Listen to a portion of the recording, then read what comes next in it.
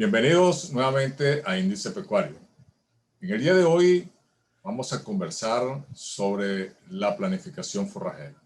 Un tema por demás interesante, dado que ya todas las otras áreas de producción animal han visto que la base fundamental es el pasto. Si no hay pasto, difícilmente puede haber respuesta en cuanto a reproducción y en cuanto a genética. Y obviamente los animales desde el punto de vista sanitario estarán en más desventaja. De allí que cada vez toma más importancia este tema, sobre todo hoy en día cuando se está hablando también de lo que es la huella de carbono. Cuando hablamos de planificación, eso es la vida cotidiana de todo ser humano. Porque desde el mismo momento que nos despertamos, planificamos cuál es la ruta para llegar más rápido al trabajo. Cuando llegamos al trabajo, planificamos qué vamos a hacer en el día. Y si tenemos que ir al campo a realizar alguna actividad de investigación o ir con estudiantes a un día de campo, planificamos igualmente esa actividad durante todo el proceso para que las cosas salgan bien. Por eso es importante la planificación. Inclusive, cuando nos vamos a casar, tanto el novio como la novia, planificamos la boda. No vaya a ser que uno de los dos deje el pelero y quede uno como pajarito en ramo. Esa es la importancia realmente de la planificación. Y hoy estaremos conversando con el profesor Larry León de la Universidad del Zulia.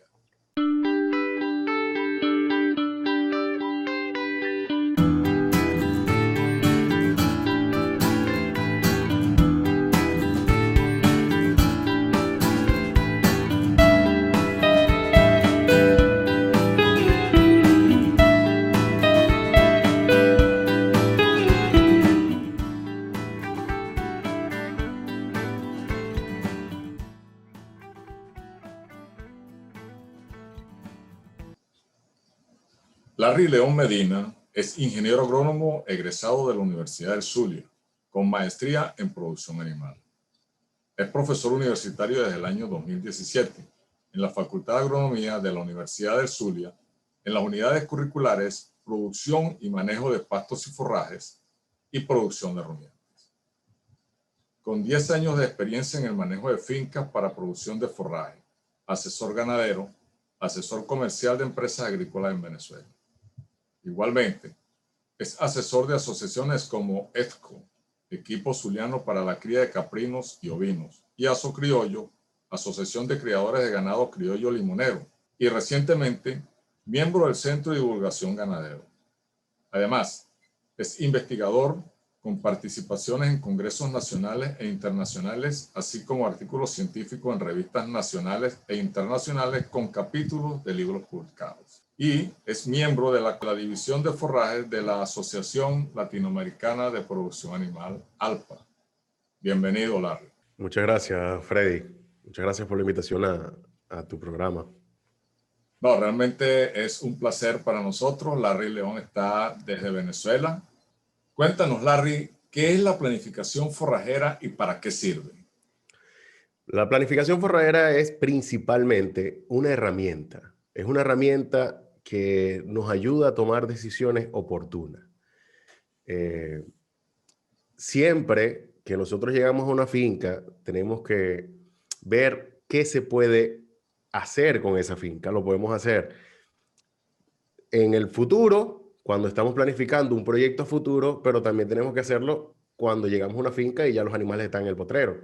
En base a eso, nosotros podemos usar diversos elementos en la planificación que nos ayuden a obtener esa biomasa que necesitan los animales. Cuando nosotros planificamos, y específicamente hacemos planificación forrajera, tratamos de buscar un balance, un equilibrio entre lo que tenemos en el potrero como producción de biomasa y la demanda, que serían nuestros animales o el grupo etario que estamos atendiendo específicamente.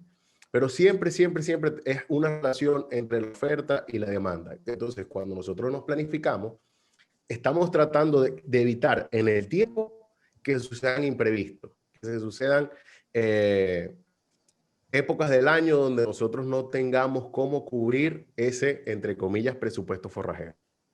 ¿Qué requiero yo para una planificación forrajera? O sea, ¿qué se necesita? Si yo como productor necesito que tú como técnico me digas cuánto debo sembrar y qué estrategias debo tomar, ¿qué requiero yo para suministrarte a ti? Una de las cosas que es primordial cuando hacemos planificación es la obtención de la información. Yo tengo que ir, no es lo mismo que tú me digas, no, yo tengo en mi finca estrella y yo buscar referencias bibliográficas de la estrella, produce tantas toneladas por hectárea y ya con eso decirte, bueno, ok, vas a utilizar una carga de tanto y tanto, porque no funciona así. No funciona así. Es indispensable que vayamos hacia la unidad de producción. En la unidad de producción hagamos lo que se llama la técnica del aforo de potrero. Es una herramienta muy básica y muy fundamental porque me permite saber cuánto pasto tengo. Entonces es ideal que yo lo haga en la finca por un periodo suficiente, de forma que me permita a mí predecir e identificar cuáles son las épocas del año donde yo tengo déficit.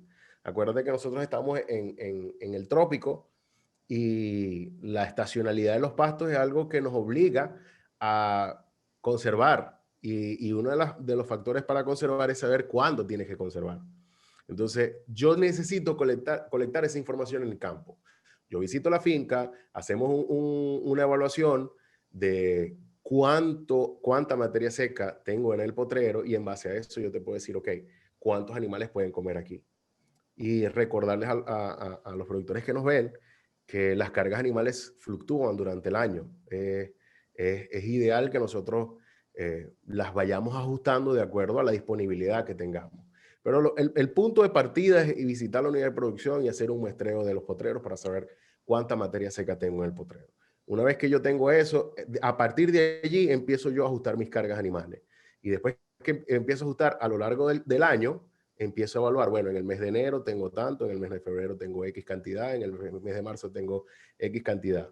Yo relaciono eso con las precipitaciones y digo, el momento ideal para que nosotros hagamos la preparación es el mes de X. Cada unidad de producción tiene unas condiciones agroclimatológicas diferentes y necesitan un manejo diferente. Entonces, a lo mejor puedo en una zona decir, bueno, en la zona de la Villa del Rosario, el momento ideal para conservar es el mes de noviembre. Porque ya yo estudié la zona, porque tengo la información climatológica de cuáles son los meses más fuertes y yo sé que en la mayoría de las fincas va a necesitar conservar. Entonces, eso te permite hacer ese balance entre oferta y demanda. Luego de eso, yo tengo una serie de estrategias que me permiten la planificación. La planificación es en corto, mediano y largo plazo. Porque así como yo puedo decirte, bueno, ok, vamos a hacer prospectiva de una unidad de producción donde el productor me llama y me dice, bueno, yo quiero manejar un rebaño de leche de tanto, X número de animales. Y tenemos para desarrollar ese proyecto un año, pero es muy pocos los productores que llegan con esa mentalidad. La mayoría llegan, tengo un rebaño de leche de 100 animales y no tengo pasto. Entonces, ok, ¿no puedo hacer planificación allí? Claro que puedo hacerla. Solamente que entonces tengo que usar herramientas en el corto plazo. Claro. Y en la evaluación en campo, yo digo, ok, esas herramientas de corto plazo, yo puedo sugerir venta de animales, descargar la finca, disminuir las unidades animales que están consumiendo allí. Puedo sugerir un programa de alimentación ajustado a lo que tengo y suplementar.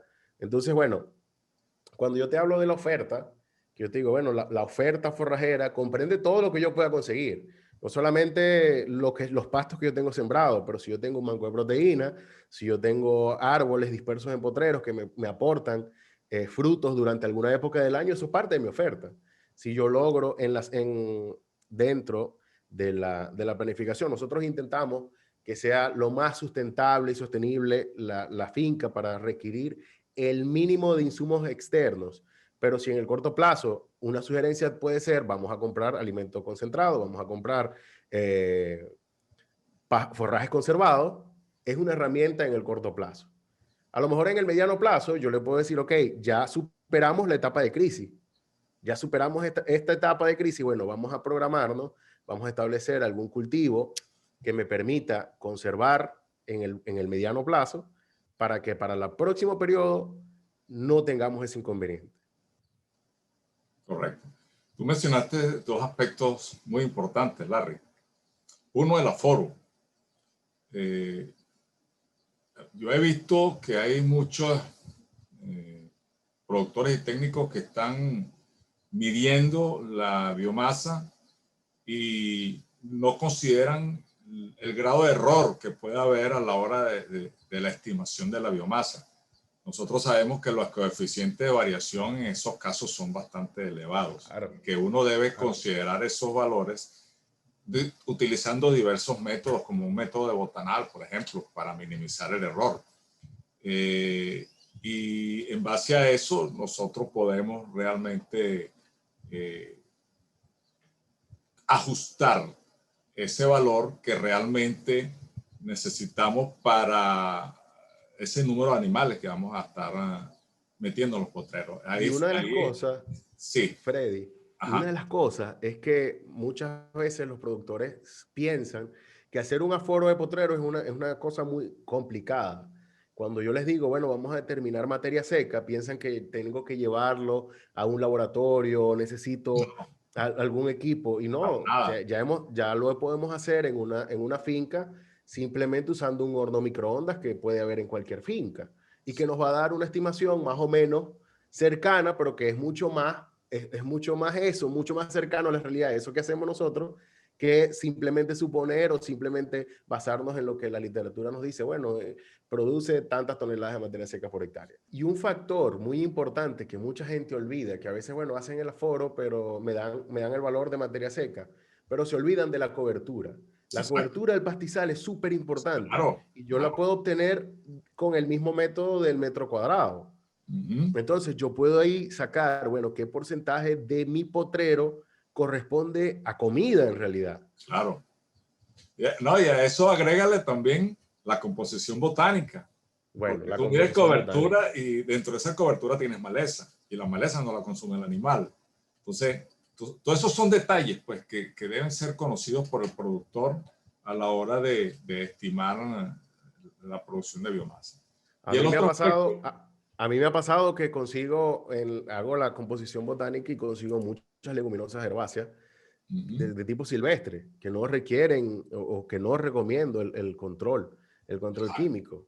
Claro. Y que son esos famosos potreros que los productores dicen, este potrero sí da leche. Exacto. Y no, es que no saben que dentro de ese potrero hay una cantidad de leguminosas herbáceas que son nativas y que el animal las consume en las épocas más apremiantes. Sí, en todo lo que es el sur del lago eso es muy común. Las leguminosas nativas. Sí. Hay muchas. El otro aspecto que mencionaste es el factor climático. En el proceso de planificación, el factor climático para poder determinar los momentos de conservación también es fundamental. Aprovecho la oportunidad para invitarlos. Ya grabamos un programa que saldrá aproximadamente a finales del mes de marzo, donde se establece la estrategia del climadiagrama para la conservación de plantas. Y ya sacamos uno de precipitación y otro del factor viento, de tal manera que todo esto está relacionado con el tema que estamos tratando hoy con el profesor Larry León. Larry, otra pregunta. ¿Es importante conocer el movimiento de rebaño para poder establecer la planificación forrajera? Claro, el movimiento de rebaño es fundamental y muchos productores conocen cuántos animales tienen, pero no saben cuántos animales posiblemente pueden tener. Es decir, que a 5 años yo planifico y diga, bueno, yo voy a dejar o voy a establecer una tasa de retiro de los animales, voy a eliminar el 20%, voy a eliminar el 25%. Entonces, todas esas cosas van de la mano. El movimiento del rebaño es algo realmente sencillo que le permite a los productores decir, bueno, yo voy a estabilizar mi rebaño en 120 animales lecheros, en el caso que estemos hablando de una finca lechera o doble propósito. Yo voy a establecer que mi rebaño va a ser 120 animales. Y en base a eso yo voy a tener X número de nacimientos, voy a tener X número de descartes, voy a manejar ya sea monta natural o monta controlada, voy a manejar un número de toros y con esa herramienta yo puedo decir, ok, ellos corresponden a mi demanda. Ellos van a ser la demanda animal que yo voy a tener. Entonces, voy ajustando a cada grupo etario lo que le corresponde, lo que le corresponde y los módulos que sean necesarios hacer dentro de la planificación. Claro. Otro aspecto, la planificación forrajera desde el punto de vista de conservación de forraje. ¿Cómo me ayuda a mí esa planificación? Bueno, es fundamental porque yo al saber en qué época tengo déficit forrajero, yo puedo calcular fácilmente, bueno, si el consumo de mis animales, vamos a poner un ejemplo, el 3.5% de su peso vivo es expresado en materia seca, lo multiplico por el número de animales que tengo, las unidades animales que tengo, y las multiplico a su vez por el número de días secos o el número de días que dentro del aforo de potreros yo evalué que tengo que prestar especial atención. Por ejemplo, 80 días, 90 días. Entonces, eso me dice a mí, ok, tienes que sembrar alguna especie, un sorgo o algo que te ayude, un maíz que te ayude, que lo vas a deshilar para obtener alimento para esa época, o en el mediano plazo vamos a establecer un pasto que se vaya a cortar, algún elefante o algún híbrido que me permita a mí subsanar esa época, porque yo tengo que, como herramienta de planificación, saber, bueno, aquí yo tengo, me sobra pasto, aquí yo tengo déficit de pasto. Entonces, me permite tomar decisiones. No es el momento que yo sé que enero, febrero y marzo no va a llover, donde yo tengo que tomar la decisión. Yo tengo que tomar la decisión antes. Alistar maquinaria, alistar combustible, alistar diésel para aceites, preparar la maquinaria, preparar el terreno para lo que vaya a hacer o la decisión que tome en ese momento. Entonces, lógicamente, ese ejercicio me permite saber cuánto voy a necesitar. Y este tema es muy interesante porque cuando viene la época seca, muchos productores, aquellos que no se hayan preparado, tienen que salir a descartar animales, a vender animales para descargar la finca. Entonces, en un ejercicio básico, si yo descarté animales al principio de esa época, voy a tener un menor precio que si yo me preparé para 2 meses, 3 meses, y bueno, ya no ha llovido, yo tengo alimento preparado por esos 3 meses. Si me toca salir a vender, voy a obtener un precio mucho mejor, mis animales no han perdido peso, no se han desmejorado, y voy a salir al mercado con unos animales realmente atractivos, aun cuando sea una época de sequía. Entonces eso te permite la preparación. Claro. Otro aspecto importante dentro de lo que es la planificación forrajera, cuando estábamos hablando de esto asociado al movimiento de rebaño, es el hecho de que cuando nosotros hacemos una buena planificación y un buen movimiento de rebaño, ese mismo movimiento de rebaño va a ir creciendo en la misma medida que la planificación forrajera se va llevando a cabo. Es decir, que es importante para el establecimiento de pasto. ¿Cuánto debo yo de establecer pasto? ¿Cuánta superficie necesito en algún momento determinado cuando tengo un determinado número de unidades animales? Eso es clave para lo que sería la planificación forrajera. La planificación en el largo plazo. Exacto. Porque ya, ok, ya hablamos en Corto y 5 años, mediano. en 5 años, en el largo plazo, ya yo puedo decidir, vamos a establecer nuevas áreas de pastoreo, vamos a establecer módulos de riego, vamos a establecer bancos de proteína, vamos a establecer un potrero que yo lo quiero destinar a silvopastoreo porque voy a tener beneficios de la gramínea, voy a aprovechar un estrato herbáceo, voy a aprovechar un arbusto, voy a sembrar alguna leguminosa que me aporte frutos en la época de sequía. Entonces, bueno, ya esa es una planificación ya más a largo plazo y que, por supuesto, va ajustada a lo que es el movimiento del rebaño. Claro, sí. Bueno, de todas maneras, Larry, en otra oportunidad yo te voy a volver a invitar para que Con conversemos gusto. también sobre lo que sería la conservación de los forrajes, porque vi que ya también estás dando unos cursos a nivel de los estudiantes en lo que es conservación de forraje. Eh, es un tema, como quien dice, cacareado, pero que todavía yo veo a nivel latinoamericano, año tras año, animales muriendo precisamente porque no tenemos forraje durante la época seca. El, el tema de conservar forraje es básico. Yo soy responsable de la asignatura de producción de pastos y forrajes y eso es uno de los ejes centrales de mi materia. Es necesario que los profesionales presten la debida atención a los productores y que se quede esa idea de que necesitas, de que tienes unas condiciones climáticas que te van a dar dos momentos, un momento donde te sobra pasto y un momento donde te falta pasto. Entonces, la mejor manera de yo tomar de ese momento que yo tengo exceso es conservando.